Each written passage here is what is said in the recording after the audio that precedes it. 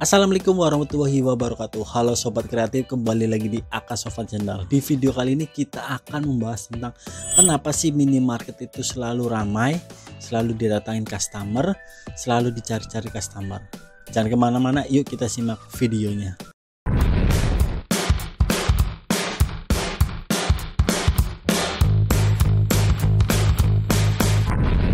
Teman-teman pasti sering melihat seperti Alfamart, Indomaret itu selalu dikunjungin banyak orang. Banyak pun jika ditanya mau kemana, mau ke Alfamart, mau ke Indomaret. Nah, kenapa orang itu selalu balik lagi? Nah, kita di sini akan bongkar 3 rahasia kenapa itu selalu datang orang-orang ataupun customer ke toko seperti Alfamart ataupun Indomaret.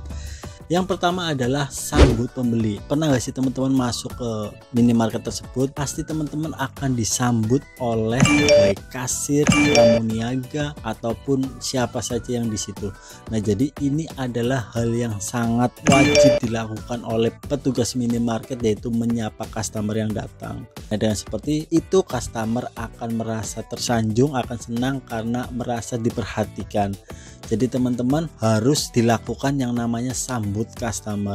Tidak hanya di depan pintu saja, setelah masuk juga biasanya ada yang nawarin keranjang, ada juga yang menanyakan kebutuhan teman-teman itu apa. Tidak hanya di pas masuk saja, pas selesai transaksi di kasir pun juga mengucapkan terima kasih. Intinya semua itu disambut agar mempunyai kesan bahwa masuk ke toko tersebut akan diperhatikan oleh seluruh karyawannya. Itu adalah salah satu hal kenapa seringkali orang tuh balik lagi ke toko ataupun ke minimarket tersebut. Yang kedua adalah cari tahu kebutuhannya. Nah, ini juga bisa diterapkan di toko ataupun di minimarket teman-teman.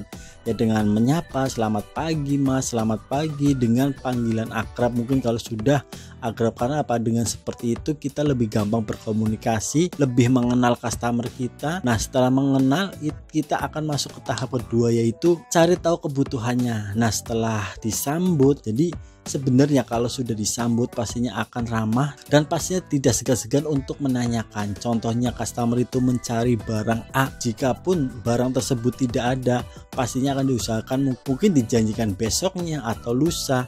Yang penting ada komunikasi untuk bahwa barang yang dicari itu ada. Itu juga dilakukan pada saat transaksi di kasir.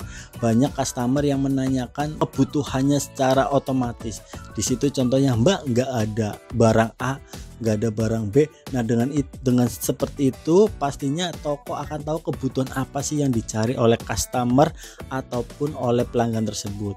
Jadi pastikan cari tahu kebutuhannya. Mungkin di toko teman-teman bisa dilakukan dengan cara langsung menanyakan mau cari apa dan kebutuhannya apa. Walaupun tidak ada pada saat itu, pastikan bisa dijanjikan besok barang itu ada atau minggu depan ada. Pastikan ini jujur ya, jangan sampai menjanjikan tapi nyatanya tidak ada. Jadi pastikan teman-teman perhatikan kebutuhan customer ini, karena pada dasarnya yang mau dicari nggak ada, ngapain ke toko. Yang ketiga adalah sarankan produk alternatif. Nah, pastinya di teman-teman punya produk alternatif untuk barang yang jika dicari customer itu tidak ada. Contohnya merek Sovel. Nah, Sovel itu tidak ada di toko teman-teman. Nah, teman-teman bisa menyarankan merek lain dengan fakta ataupun dengan data yang pastinya valid ya, jangan dibuat-buat. Maksudnya gimana? Contoh, customer mencari Sovel tapi yang ada autan.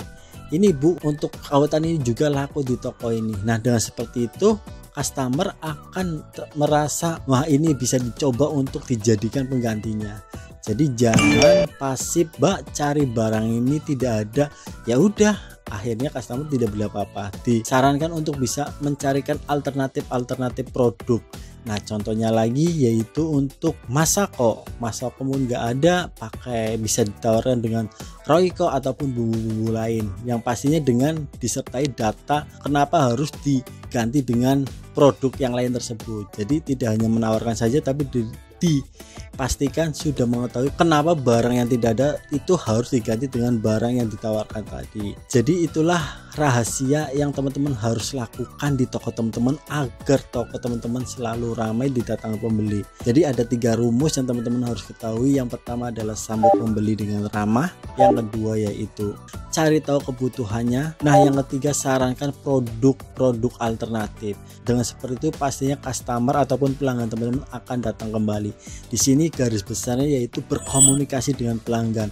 Nah, itu adalah hal yang paling utama untuk keberlangsungan teman-teman, apakah customer tersebut balik lagi atau tidak. Jadi pastikan harus berkomunikasi antara pihak toko dengan pihak pelanggan, karena jika pun tidak berkomunikasi, bagaimana kita mencari tahu kebutuhannya, bagaimana kita mencari tahu bahwa customer tersebut nyaman atau tidak di toko yang didatangi tersebut. Mungkin itu hal yang bisa saya sampaikan untuk kali ini. Jika ada pertanyaan, teman-teman bisa komen di bawah, ataupun jika ada masukan bisa komen di bawah juga.